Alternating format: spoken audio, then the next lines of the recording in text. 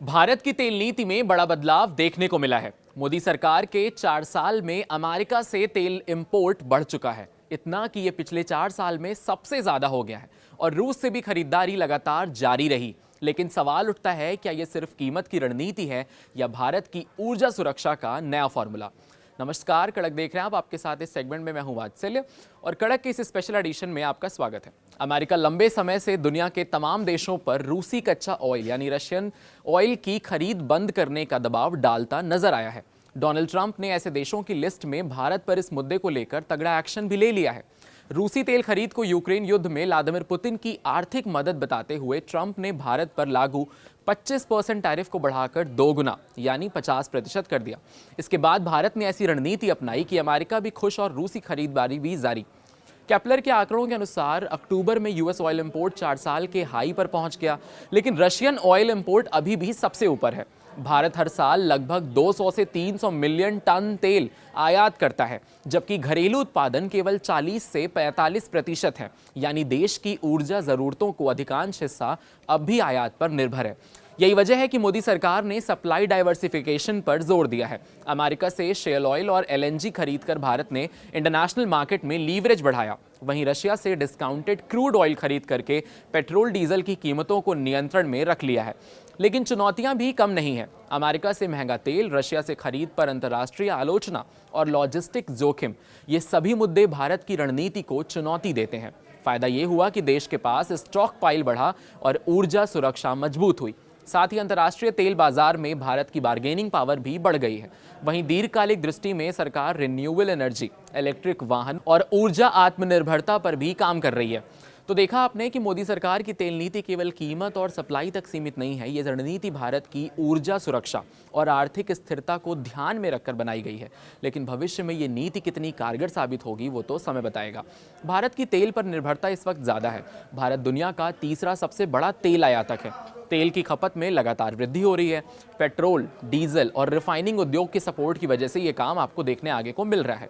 हर साल लगभग 200 से 230 मिलियन टन तेल आयात होता है, जबकि घरेलू उत्पादन केवल 40 से 45% का है। मतलब देश की अधिकांश ऊर्जा जरूरतों के लिए आयात पर निर्भर रहना पड़ता है। यही कारण है कि मोदी सरकार ने सप्लाई डाइवर्सिफिकेशन की रणनीति को बढ़ावा दिया है।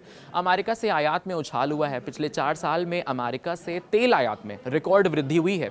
इसका सबसे मुख्य कारण है कि अमेरिका का शेल ऑयल और एलएनजी एक्सपोर्ट बढ़ा। नीति का मकसद है और रूस और मध्य पूर्व के अलावा अमेरिका से भी तेल खरीद कर सप्लाई डाइवर्सिफिकेशन को बढ़ावा दिया गया है। रूस से तेल खरीदारी, रूस से आयात लगातार जारी है। युद्ध और वैश्विक तनाव के बावजूद भी रशिया से डिस्काउंटेड क्रूड ऑयल खरीदा गया। पेट्रोल डीजल की कीमतों में नियंत्रण आ गए और रणनीति काम आई, क्योंकि कम कीमत में बड़ा स्टॉक ऑयल विदेशी मुद्रा को क्या करता है, बचा लेता है। तेल नीति के फायदे और चुनौतियां क्या हैं? सबसे पहले आपको फायदे गिनवाते हैं। सप्लाई डाइवर्सिफिकेशन, कोई एक देश पर निर्भरता कम रखना ये जरूरी है। अंतर्राष्ट्रीय तेल बाजार में लीवरेज बढ़ा है, ऊर्जा सुरक्षा मजबूत हुई है और स्टॉक पॉइल बढ़ा है। चुनौतियां ये है कि महंगे आयात से मुद्रास्फीति यानी इन्फ्लेशन का दबाव इकोनॉमी में क्रिएट होता है, बढ़ जाता है। रूस से खरीद पर अंतर्राष्ट्रीय आलोचना तो भारत झेल ही रहा है और लॉजिस्टिक और रणनीतिक जोखिम भी इसके अंदर शामिल है।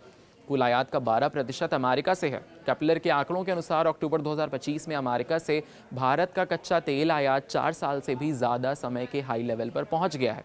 इंडियन रिफाइनरियों ने अनुकूल मूल्य अंतर और चीन की कमजोर डिमांड का फायदा उठाते हुए तेल की खरीद बढ़ा दी है। भारत के कुल क्रूड ऑयल आयात में पिछले महीने अमेरिका तेल का योगदान 12% था। यूएस क्रूड ऑयल इंपोर्ट में ये बढ़ोतरी दरअसल रूसी एनर्जी कंपनियों पर कड़े अमेरिकी प्रतिबंधों के बीच भारत की सोर्सिंग रणनीति में एक महत्वपूर्ण बदलाव का संकेत है। 2021 के बाद सबसे ज्यादा तेल खरीद के आंकड़े भी सामने आए हैं। आंकड़ों पर नजर डालें तो भारत ने अक्टूबर महीने में 5,68,000 बैरल प्रतिदिन अमेरिकी कच्ची तेल का आयात किया है, जो मार्च 2021 के बाद से सबसे अधिक है। इससे कुल कच्चे तेल की कीमत यानी खपत 48.1 लाख बैरल प्रतिदिन हुई है, जो सितंबर की तुलना में 3% ज़्यादा है। खास बात यह है कि अमेरिका तेल आयात में ये वृद्धि तब हुई जब रूसी आपूर्ति 16.2 लाख बैरल प्रतिदिन के साथ स्थिर बनी रही, जिससे रूस भारतीय ऑयल आयात में 34% हिस्सेदारी के साथ टॉप सप्लायर बना रहा।